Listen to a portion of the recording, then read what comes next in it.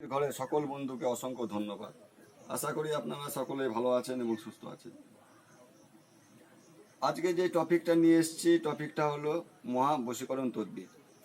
যদি আপনাদের মনের মানুষ বা আপনার স্বামী বা স্ত্রী আপনাদেরকে ছেড়ে অনেক দূরে চলে যায়, বা আপনাদের সঙ্গে অনেক খারাপ ব্যবহার করে, বা ছেলে মেয়েরা কথা শুনছে না, যে কারোর প্রতি আপনারা এই তদবিরটা ব্যবহার করতে পারেন, তাকে অনুগত রাখার জন্য, তাকে বাধ্য রাখার জন্য, নিজের বশে আনার জন্য।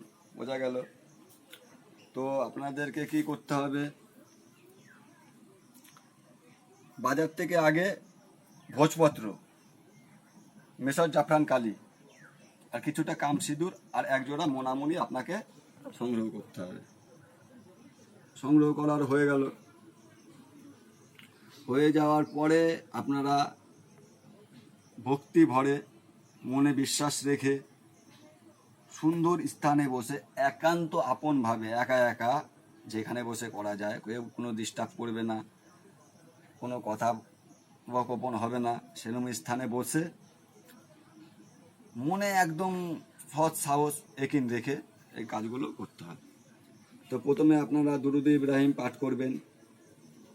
আল্লাহুম্মা সাল্লি আল্লা মুহাম্মদ ওয়া আলা আলি মুহাম্মদ কামা সাল্লাইতা আলা ইব্রাহিমা ওয়া আলা আলি ইব্রাহিম ইন্নাকা হামিদুম মাজিদ। আল্লাহুম্মা বারিক আল্লা মুহাম্মদ ওয়া আলা আলি মুহাম্মদ কামা বারাকতা আলা ইব্রাহিম ওয়া আলা আলি ইব্রাহিম ইন্নাকা হামিদুম মাজিদ।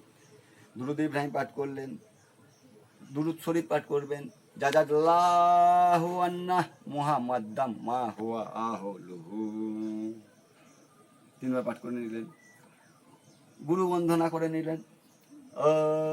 অখণ্ড মণ্ডলাকারং ব্যাপ্তং জন চরাচরং তৎপদং দর্শিতং যেন তস্मै শ্রী গুরুবে নমঃ।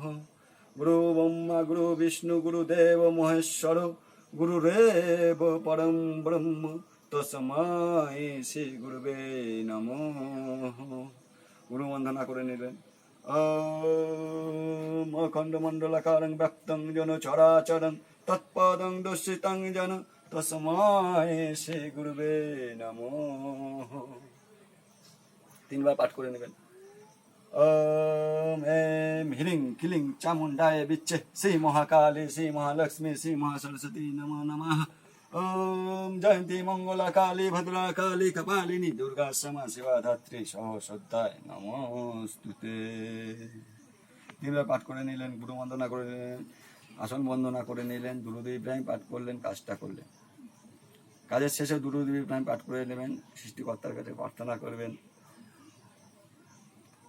আগুনে পোড়ানোর সময় মনে মনে কি বলবেন, এই আয়াতের মক্কেলগণ ও সেবকগণ, আপনারা আল্লাহর ইচ্ছাতে আমার মনোবাসনা পূর্ণ করুন। অমুকের বেটি অমুককে, অথবা অমুকের বেটা অমুককে আমার মহব্বতে, আমার পেয়ারে, আমার ভালোবাসায় আকৃষ্ট করে আমার কাছে নিয়ে এসে হাজির করুন, কি আমার ভালোবাসায় দিবানা করে দিন।